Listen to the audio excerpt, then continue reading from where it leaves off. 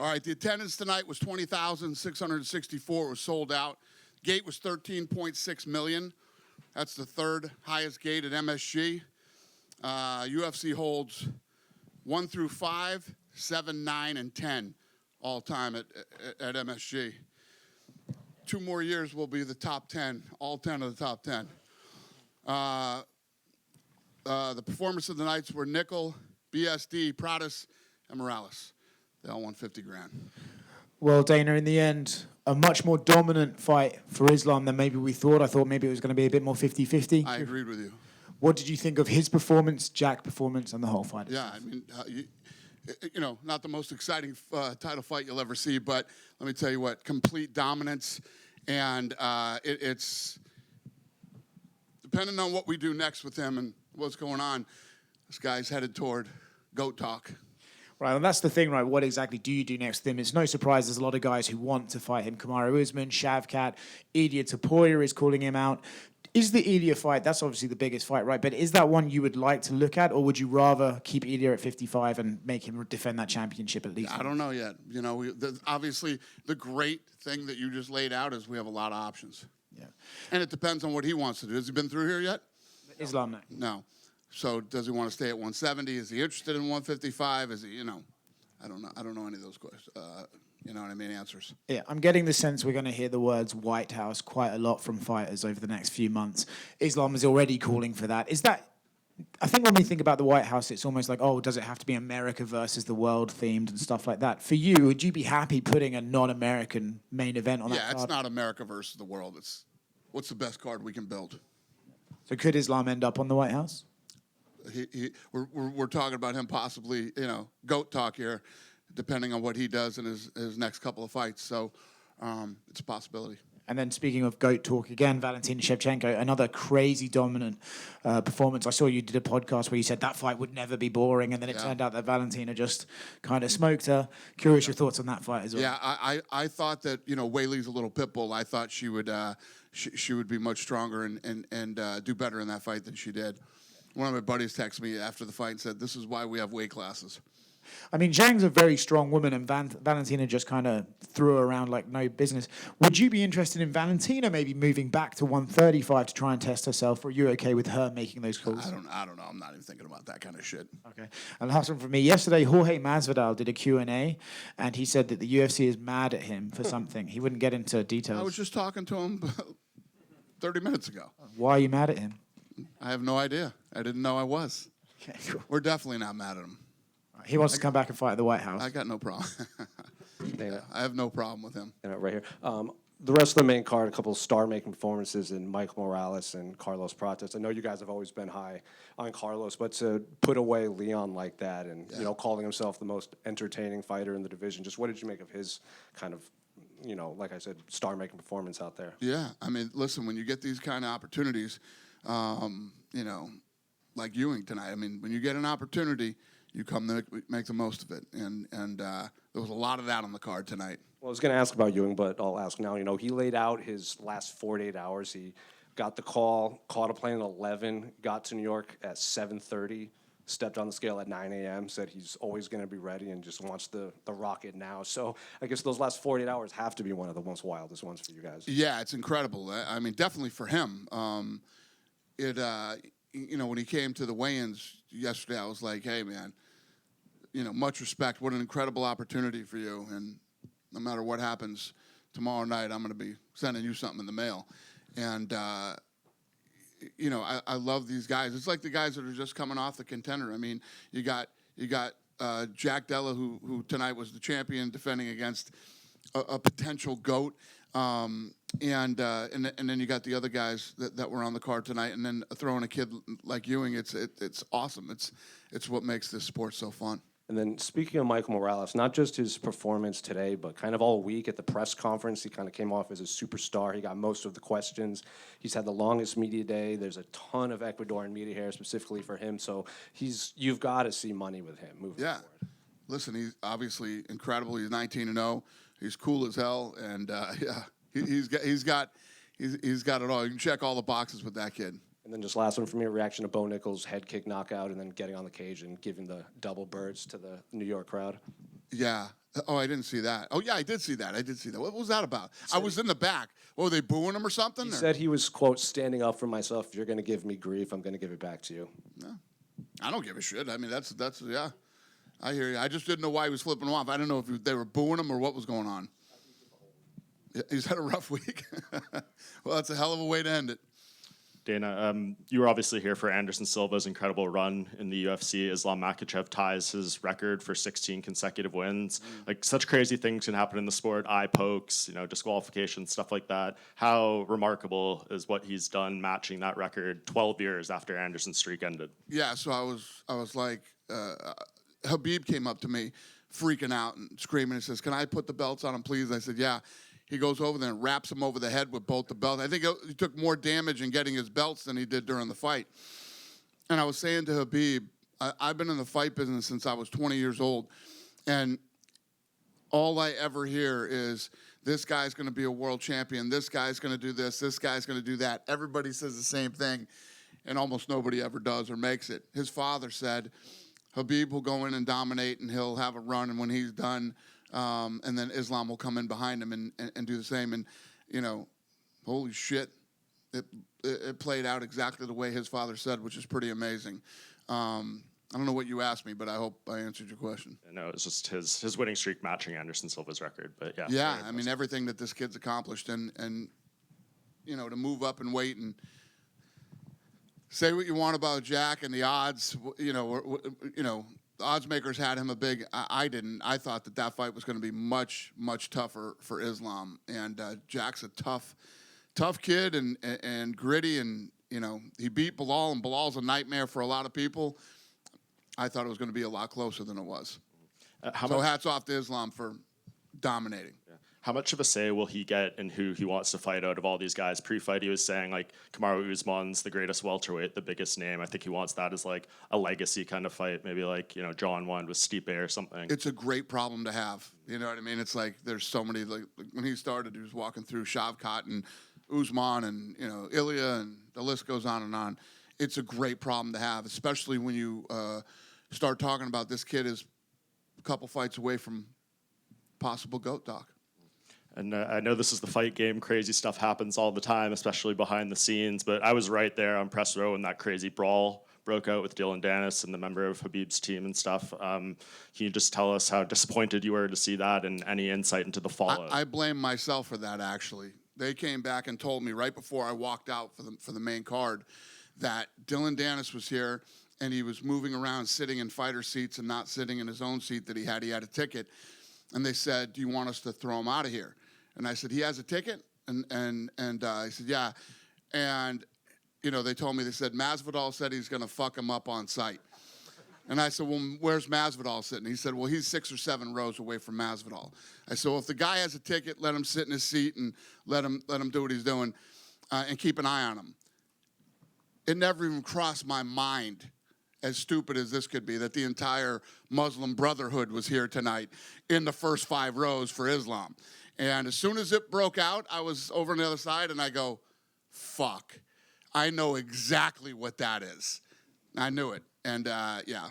You will never see Dillon Danis at a UFC fight ever again. Yeah, I was going to say, he's wanted badly to come in this company, and he said you guys don't want to sign him because he makes too much trouble. I guess, point made. Well, that and a lot of other reasons, yeah. But yeah, you'll never see him at another fight. So they called me from downstairs and they said, "We got him down here. Do you want to press charges and have him arrested?" And I said, "No, we don't want to press charges. This is the fight business, man. You know how I feel about this shit.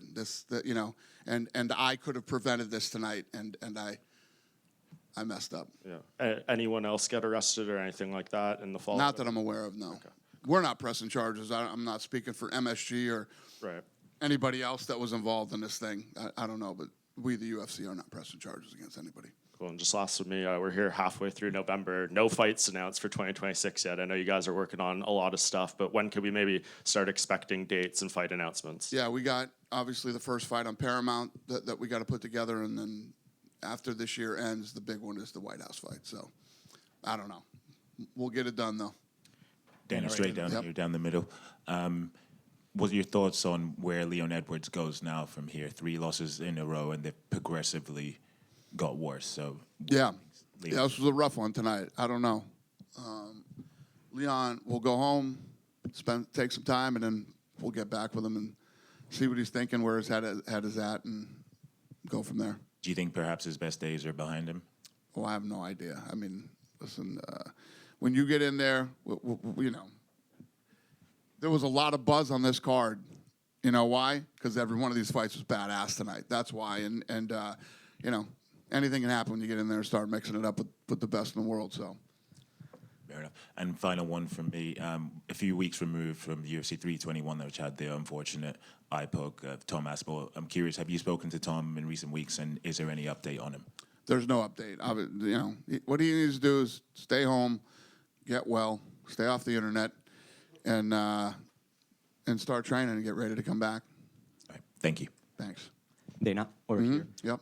You mentioned Islam as a potential GOAT, so I was wondering, how do you think the pound-for-pound ranking is going to look like next Monday? What do I think the pound for pound is going to look like? Yeah. Yeah. I think Islam's going to be number one. That's what I think. And if you, But it's not up to me. It's up to you guys. You guys are the guys that vote on that shit, not me. and if you had to, we know you like to do. And you're usually wrong, so it'll probably be Ilya on And if you had to do a GOAT ranking as of right now, currently, would John Jones still be the first one? Yes, John Jones is still the GOAT, whether you like it or not. Go ahead, sir. You had, yeah. I want to talk about the main event. You said it wasn't the most exciting fight. You're not scared to criticize a ref. Do you think Herb Dean should have stood him up? There wasn't that much action going on. No. I think that, you know, in both fights, the co-main and main, you know, they got the takedown. They got the dominant position. They were trying to work. They were trying to move. You know, it's definitely not what everybody wants to see, but it is what everybody in this room and everybody who watches this press conference knew what the game plan would be. If Jack couldn't stop the takedown, then he at least better be able to get back to his feet. And if he couldn't, you knew how this was going to play out. Every single week, it seems like you're asked about a different location. You say you want to go here, you want to go there. In 2026, 2027, will we start seeing you more on the road and less Apex shows?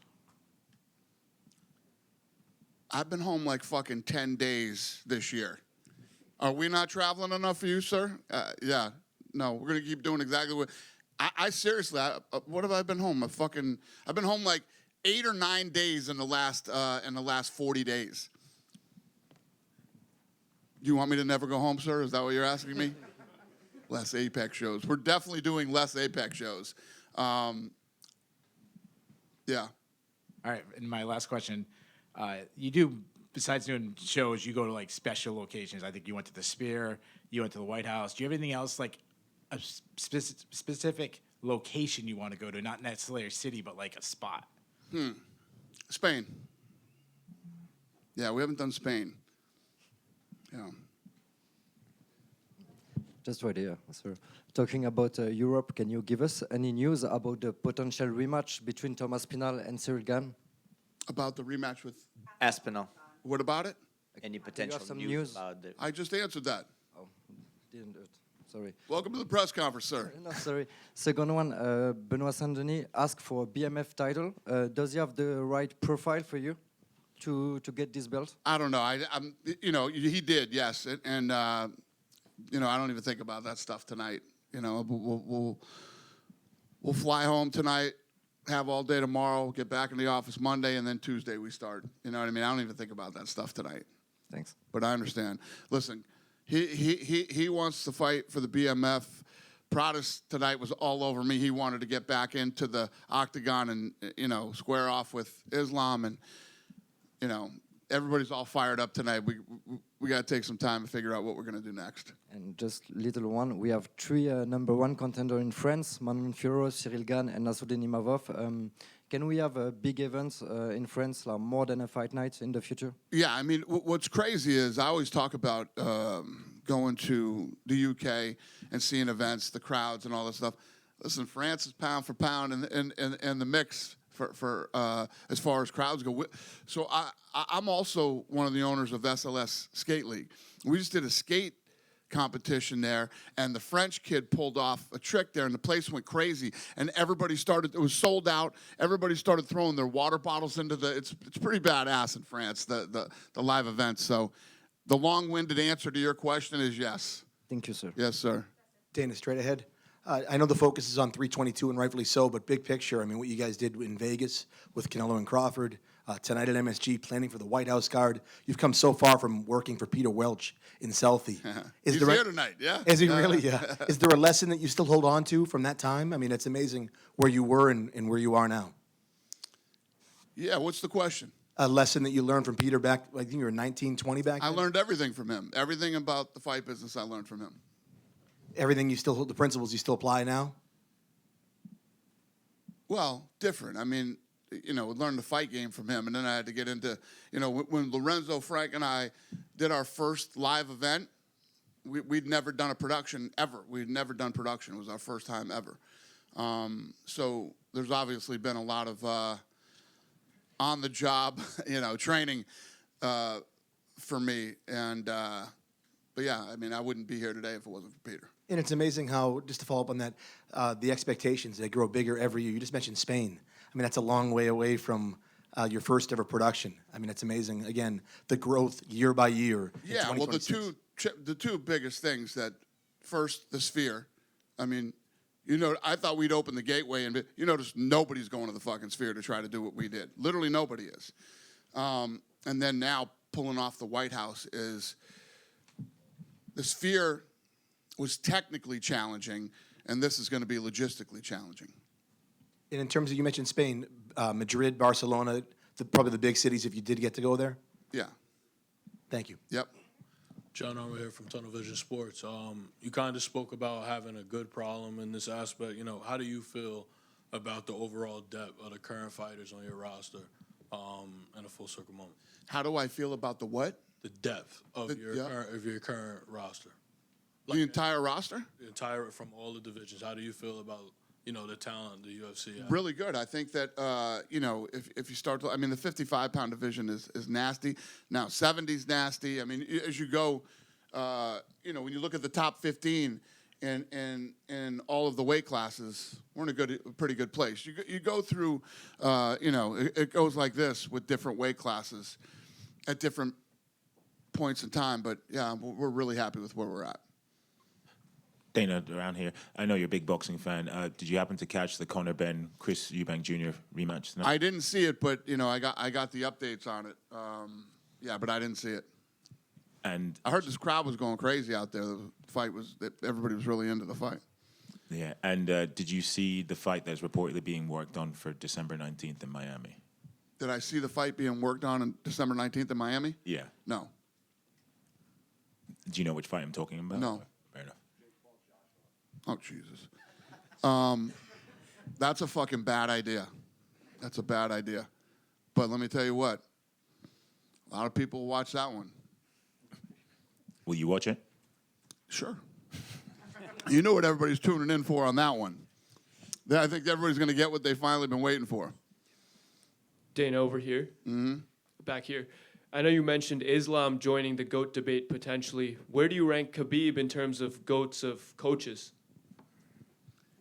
I don't know. I don't rank coaches as GOATs.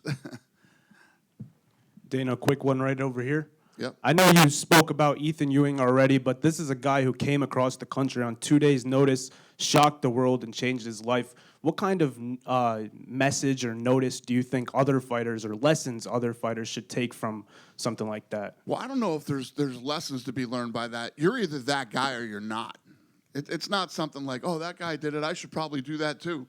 You're built differently than everybody else is, and yeah, it's just, even John Jones. I mean, you guys know how I feel about John Jones. John Jones turned down a short notice fight against Chael Sonnen because his team told him to. That's one of the most fucking, it's just, I still get mad when I think about it, how fucking dumb that was. But, this kid's wired differently than a lot of people are. Thank you, sir. Yep. Dana, can you reflect on your relationship with ESPN and also look forward to the relationship with CBS Paramount Plus? Yeah, all the Paramount CBS people were here tonight, and these guys are so fired up about this relationship. It just fires us up even more. So we're excited about it. And I look at, the path that we've taken to get here. We started on Spike TV. From there, we went to Fox. Then we went to ESPN, and now we have this Paramount deal. It's almost like it's been the perfect trajectory. And, I say it all the time publicly. I had a little bit of a rocky start with ESPN in a couple of different departments, but we ended up having an incredible relationship with them. And, I have a lot of respect for ESPN and all the people that work there, and I appreciate everything they did for this company over the last 7 years. Quick follow-up. How is Aspinall gone in the mix to be the first Paramount Plus CBS match? We haven't even talked or thought about anything, and yeah. When I tell you guys that February, we were literally not even thinking about the White House fight yet because I want to see how the rest of this year plays out.